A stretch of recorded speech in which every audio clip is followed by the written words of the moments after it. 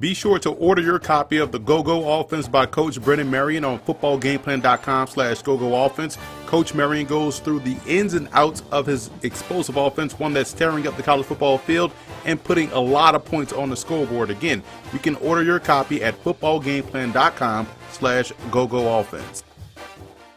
Don't forget to order your copy of our 2020 NFL Draft Prospect Guide. You can find that on our website at footballgameplan.com/2020 Draft Guide. You'll get full scouting reports on over 650 prospects for this upcoming draft class.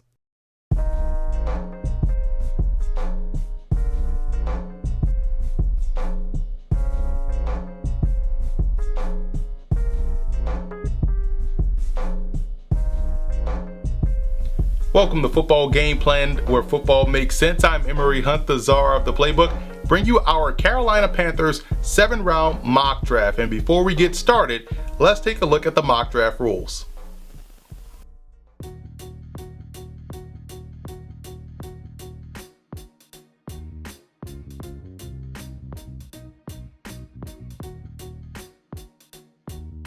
The Carolina Panthers have a new head coach in Matt Rule, and so far in free agency, they've made some sweeping changes to the roster. A lot of moves they made on the offensive side of the ball have eliminated some needs, in my opinion. For instance, bringing in Teddy Bridgewater helps ease the loss of Cam Newton, as Bridgewater is a dependable playoff quarterback who does a great job in distributing the football and also protecting the football.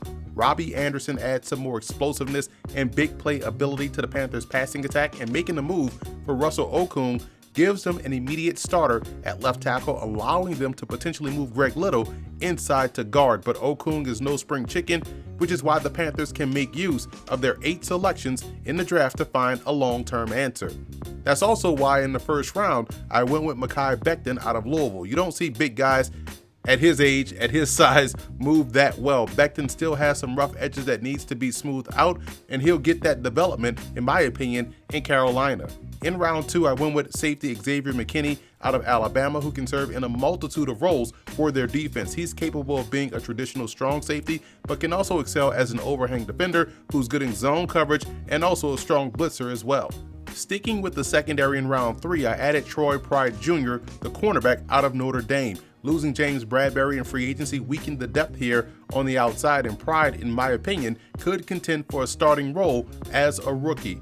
I took Chase Claypool out of Notre Dame in round 4 because, to me, he can make that transition to a flex tight end as a pro, giving them a version of Greg Olsen to add to their passing attack.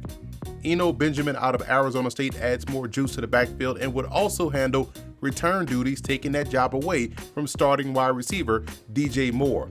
Building depth along the interior defensive line with Mekhi Fotu out of Utah, adding him could potentially put him in line to be a starter at that position as a rookie. And I'm a fan of Danny Pinter's game out of Ball State. The former tight end turned offensive tackle, now moving to guard, brings very good athleticism and versatility to the offensive line. He would also provide good depth up front for Carolina. And rounding out the Panthers draft with Baylor linebacker Clay Johnston, he'll be coming off of an injury, but prior to that, he was playing some fantastic football and would be considered a steal at this juncture of the draft, in my opinion.